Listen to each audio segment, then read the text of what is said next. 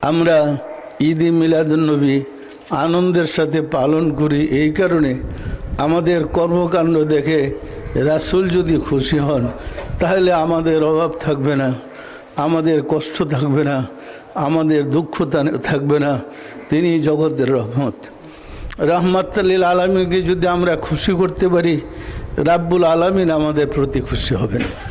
সুতরাং সার্বক্ষণ খেয়াল রাখতে হবে আমরা যেন রহমত লিল আলামিনকে খুশি করতে পারি, রাজি করতে পারি। আমাদের কিছু লোকের ধারণা আছে আমরা আল্লাহর কাছে প্রার্থনা করব, রাসূলের দরকার কি? এই ধারণা একটা ভ্রান্ত ধারণা। রাসূলের শাফায়াত ছাড়া কোনো যুগের মানুষ মুক্তি পাবে না। সম্মানিত আশিকে রাসূলেরা, আমার বিশেষ অনুরোধ আপনারা শ্রদ্ধার সাথে রাসূলকে ভালোবাসেন। এই দিনটা সৃষ্টিকুলের শ্রেষ্ঠ ঈদের দিন। এই দিনটা সবচেয়ে আনন্দের দিন।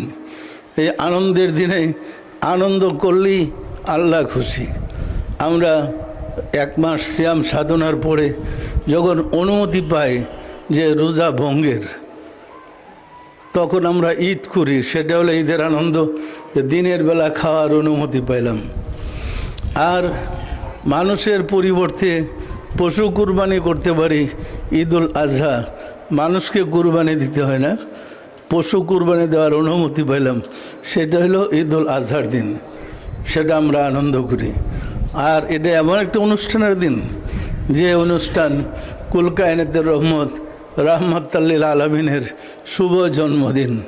এই দিনে আপনি খুশি হইলেই রাসূল খুশি, রাসূল খুশি হইলেই আপনার উপরে আল্লাহ খুশি। যারা নিজ নিজ বাসায় ঈদের আনন্দের ব্যবস্থা করেন নাই, অনুরোধ করব যার যার বাড়িতে ছেলে মেয়েদের কিনে একটু মিষ্টান্ন করে ব্যবস্থা করেন এবং একটু আনন্দ করেন, একটু মিলাদ পড়ান। মিলাদ উত্তম জিনিস। মিলাদ আল্লাহ নিজে পড়েন, আল্লাহর ফেরেশতারা পড়েন, এবং আল্লাহ বলছেন, হে মুমিনগণ, তোমরাও রাসূলের প্রতি দুরূদ ও সালাম অর্থাৎ মিলাদ পড়ো। সুতরাং এই পবিত্র দিনে যার যার বাড়িতে ঈদের আনন্দ করেন, এটি আপনাদের প্রতি আমার বিশেষ অনুরোধ। এবং প্রতি বছর চেষ্টা করবেন ঈদে মিলাদুন্নবীর আনন্দ উৎসবের সাথে পালন করার জন্যে, ছেলে মেয়েদেরকে নিয়ে আনন্দ উৎসব করার জন্যে। এই আনন্দে রাসূল খুশি, আল্লাহ খুশি।